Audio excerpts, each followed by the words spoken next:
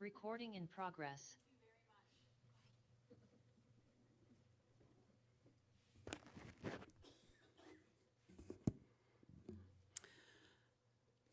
About 20 years ago, I went on a Rotary professional exchange to Norway. It's an amazing program that invites non Rotarians to go as a team to a foreign country to learn from other Rotarians and folks who worked in the same field as you did.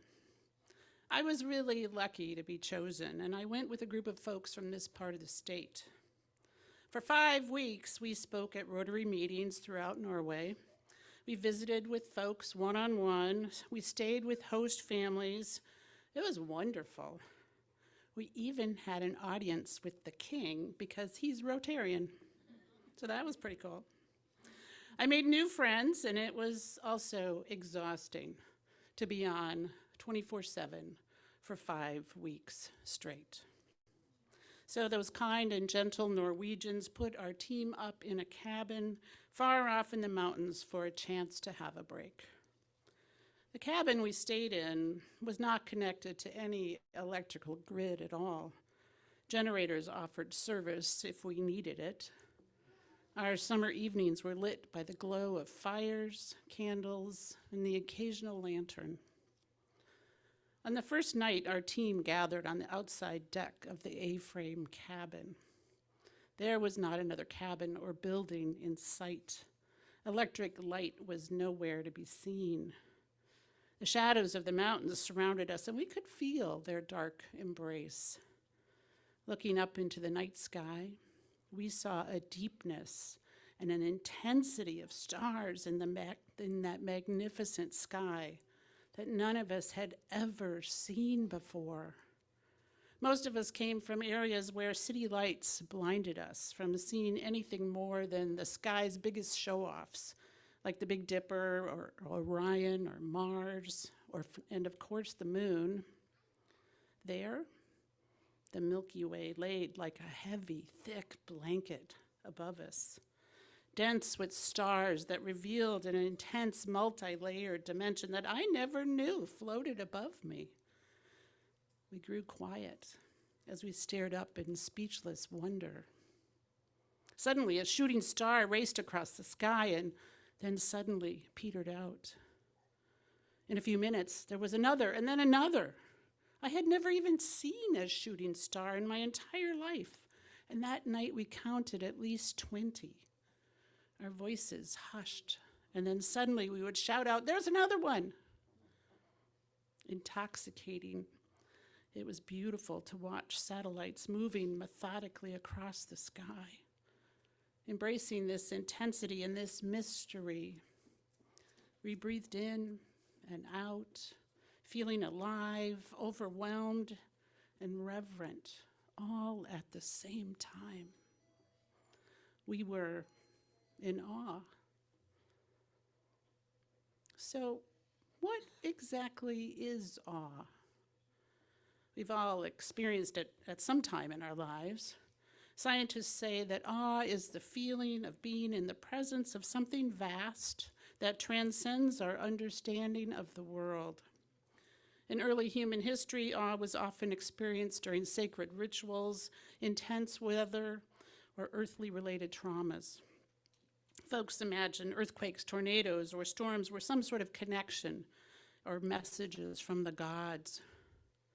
Today, we understand the science behind those events, but still, we can be moved by their intensity when feelings of fear and amazement blend uniquely together. I personally love a good thunderstorm. Nothing is more mesmerizing to me than sitting outside but under cover during a raging storm. It's the perfect mix of danger and wonder. But we also know that awe can be found in quieter moments. A spider web glistening with dew in the early morning sunlight can cause us to feel awe at its beauty. Watching the changing orange to red and then purple sky that mesmerizes us at a sunset. The smile and sweet scent of a baby that we hold in our arms. These smaller daily moments can take our breath away just as well, but for some reason we don't seem to seek them or register them as deeply in our minds. It's the large events that perhaps we seem drawn to remember. I suspect for any of you that have given birth or have witnessed a birth, you were in awe of this event. I could not believe that my body knew how to do things that it had never done before. As hormones surged within me during the birth of my children, my body knew how to dilate, how to push, and even breathe when my own body didn't know what to do, when my own mind didn't know what to do. Interestingly enough, scientists are taking a deeper look at awe, and they want to learn about its properties and how it influences our mind and our bodies. Drs. Dratcher, Keltner, and Jonathan Haidt have created a lab at UC Berkeley that studies this important but elusive feeling. Excuse me. Through their studies, they've recognized that feelings of awe actually bind us together to other people. Their studies show that awe enables us to act in more collaborative ways that help us to create stronger groups, and ultimately, it improves our ability to even survive. These days, those qualities sound so needed, don't they? As part of their studies, Keltner and Haidt staged a minor accident to see how people might respond. One was set near the grounds of the Berkeley's Museum of Paleontology, where a grove of exceptionally tall and beautiful eucalyptus trees stood, some of the very same trees that inspired Emerson and Murr. Here in this beautiful and majestic space, they had participants just hang out for a while. After about 20 minutes, they staged someone to fall and drop books and pencils. The others around this person raced to help. In a survey following the event, participants reported that just by being in that space, surrounded by those majestic trees, they responded that they felt less entitled, less self-important. They felt more connected to the other people who were in that same space with them. When the person fell, they did not hesitate to help. This same event was staged in the middle of a much less inspiring area of the campus with another group.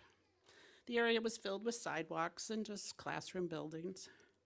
In this setting, when the person fell and dropped things, students didn't report any feelings of connection. None of them even tried to help. In fact, some didn't even notice that the student had fallen. Other studies Keltner and Haidt have done reveal that being in the presence of vast things calls forth a more modest, less narcissistic self, which in turn enables a greater sense of kindness towards one another. Keltner and Haidt studies have also shown that moments of awe stimulate and increase wonder and curiosity. I personally find sitting on the shore of the ocean or one of the Great Lakes to calm me, but it also inspires me, as being in the presence of that great body of water feels so restorative, and I'm always imagining what's happening on the other side. Their studies show that simply watching short videos of expansive images of the earth seem to encourage people to come up with more original ideas or approaches to problem solving. But guess what? Awe doesn't just stop at inspiring us. Studies show that there are positive physical responses for our bodies when we experience awe. Keltner and Haidt's focus in the lab is on one of the branches of the immune system, known as the cytokine system. So cytokines are chemical messengers that are produced by cells in our body in damaged tissues. Many cytokines create an inflammatory response, which is important because it kills germs and it helps in healing wounds. But unfortunately, when the body is in chronic stress, it can create hyperactive cytokine responses. Now, hypercytokine production can create chronic illness. It can also make one more susceptible to disease. Keltner noticed that this hyperactive response was often found in those who experience extreme poverty and deprivation from awe. But guess what? They discovered of all the emotions that we have, awe could reduce these hyper levels of cytokine. Experiencing awe can actually heal our bodies. How holy is that?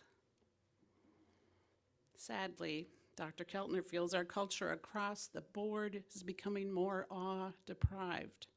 He says not only are folks this doesn't always affect folks who are just experiencing poverty or chronic hardships. It's that the majority of us are spending more time working and then numbing ourselves with screen time. We're caught up in more of the negativity of the world than ever before. We're spending less time outdoors or even engaging with other people. Admit it. Our gaze is increasingly fixed on our screens. Rather than noticing the wonders of the world or the beauty and natural world around us, or even physically engaging with other people. I know I'm guilty of this myself.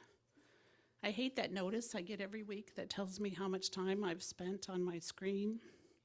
Each week I try to reduce it, but then some weeks I'm not so good.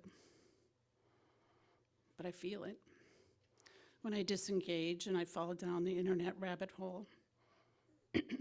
I feel it in my bones, and I bet you do too. Do I really need to read that ridiculous article about a certain politician? Do I really need to watch another rescue animal video? After lost hours of doing this, I actually find myself feeling more disconnected and more restless. I spend a lot of time thinking about intention, especially now that I'm retired. How do I want to spend my time? COVID put a damper on many things, but even through all of that, nature was still there for me. Nature still carried on with its beautiful beginnings and endings of seasons, unchanged by the pandemic that roared through our world. With intention, I've found solace in that. My husband and I explored more state parks than we ever knew existed. I found beauty in the slow decay carved into trees and fauna pressed hard by winters. I found hopefulness in the unfurling of ferns and leaves as spring warmed the air and invited us into its intoxicating and unstoppable resurrection. If spring could lift its head and begin again, so could I. So could we. And here's the thing, that beauty, that awe is always there. That sky I saw in Norway, it's above me every single night. Last summer, I saw it again at Newport State Park, right up in Door County. Newport is a designated international dark sky park, one of only 48 in the entire world. And it's right here in Wisconsin. I sat with my family last summer on that dark beach. Above our heads, shooting stars and satellites filled the sky. Mars was shining so bright that it left a light trail on the lake. The awe of witnessing something bigger than ourselves was and is still right outside our door. And even inside our door. Kindness between neighbors and family happens every day. A neighbor plows your sidewalk unasked. A sister calls just because. The fullness of summer has everything so lush and green. The taste of fresh strawberries or corn on the cob are so wonderful this time of year, and they're only available this time of year. Flowers are bursting with heady scent. They're there. showing off for us, even if we walk by, not noticing them. I belong to a group of UU ministers on Facebook, and I posted that I was going to be working on a sermon about awe. And I asked folks to share a time when they had experienced awe in their own lives. Their answers were beautiful, some expected, some unexpected, but all of them profound. Here are some of the things they shared, and maybe you've experienced some of these yourself. My first ever glimpse of the Grand Canyon, the birth of my babies, the first time I saw DNA under a microscope, watching a new full moon rise at the same time a family crisis unfolded, and it made me realize that I was not alone. Sitting in St. Peter's Basilica in Rome and marveling that man had created such beauty, the natural beauty of the glorious Rocky Mountains, catching the light of a double rainbow so bright in color. One that deeply touched my heart was this: being present at the final breaths of a 4-year-old who died from cancer. Walking down the aisle, knowing I was marrying my best friend. And lastly, my favorite, the everything bagel. You gotta admit, it's pretty good. I had a patient who lived to be 105. Now that alone is awe-inspiring, but he taught me something even more amazing. He had started using the word privilege in a very different kind of way. When I was visiting, he would say he had the privilege to hear a beautiful concert the night before. He said he had the privilege to talk with his grandson every day. He said he had the privilege to watch the sunset one evening. I asked him about the use of this word. It seemed a little unusual. What did it mean for him? He paused and he said he found such beauty and abundance in the world as he was coming into the last months of his life. He realized it was all such a gift, such a privilege to even participate. He felt so much appreciation for it. He vowed that he would not take a single moment for granted in his final days. In his final days. I've always said that my patients were teaching me. He was telling me not to let this life and all these gifts go by unnoticed. I choose to turn away. I choose to look at my phone or binge watch Netflix. I choose to keep my head down in thought as I walk along the sidewalk, missing the natural beauty all around me. I choose everything that keeps me separated from awe. Knowing this, I can. You can. We can all look for awe. Now I have to pause and admit, as I stand before you, that I have another kind of privilege. I'm a well-educated, middle-class white woman who's now retired. I'm in a healthy relationship. Heck, I even still like my husband. My adult children are doing okay. I'm not facing illness, addictions, pressing mental health issues, or poverty. Those things are tough. Those things can get in your way when you're trying to seek awe. Please know that if you're struggling with any of those things, know that you are loved and cared for by this community, this place, these people.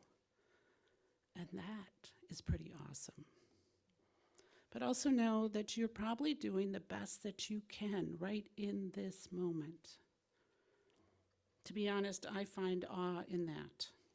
There is a tremendous awe in just doing the best that we can in times of struggle. When I look back at my life at difficult times I had, I'm amazed I made it through. Please, don't beat yourself up if you are in that space right now. But if you can, I invite you, I encourage you to seek out awe in your daily life. Don't just look for it in those big moments, because studies show that looking for awe, folks can actually experience it many times a week, often every day. According to Keltner, it's the simple things that can bring it on, like noticing the gold and red autumn leaves pirouetting to the ground, or being moved by someone who stands up to injustice when everyone else around them sits quietly. Maybe it's holding your loved one's hand as you walk or sit together. Maybe it's hearing music being played on a street corner. All of these things can touch us in beautiful ways. But the trick is being present, truly present. That alone allows us to open up more to awe in our lives. In our reading earlier, I was amazed to read that the earth itself, ever so slightly, reached towards Newton's apple as it fell towards the earth. I found such holiness in that, such a connection between something vast like the earth wanting to pull towards that simple and singular apple. But is it true? I wondered. Well, this phenomenon is actually Newton's third law that states that the force of the apple on the earth also caused the earth to accelerate ever so slightly towards the falling apple. The force of the earth on the apple is exactly equal and opposite to the force of the apple on the earth.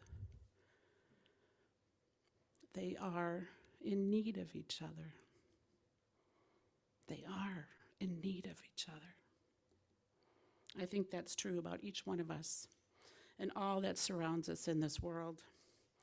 I love when science can explain such a holy and beautiful phenomenon. It seems that we are all pulled towards the earth just as it pulls towards us. The cliffs and the gulls and the ocean are pulling towards us just as we are pulled towards them. How awesome. Reverend Jessica Rodella shared this when I asked ministers to share a moment of awe, and it touched a chord in me. It's from the book Return to the Springs by Jacob Tripp. When the first person stood, even as you and I have, over against a vast or mysterious otherness, whether a grove of trees or in the mountains or under the stars, and they experienced inexpressible awe and wonder, there. The first feelings of prayer were born on this planet. Whether before a volcano's immense fountain of fire or amid blinding flashes of lightning above a desert sky, if that person stood, not trembling, but had wonder and awe before that majesty, the immensity, the power, and the glory of it all, that person's experience was essentially the same as that which Einstein called the very essence of religiousness. There, both eons ago and still today, in these moments, we find a true theological experience, creating a natural and primary kind of prayer. I like that. I've felt that. I bet you've felt that too at times.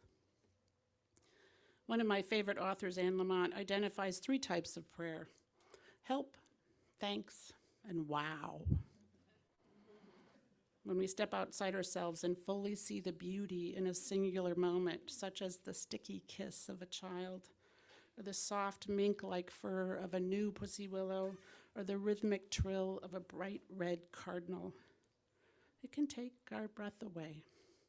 And we feel that impossible tug between ourselves and everything. That feeling is definitely a wow.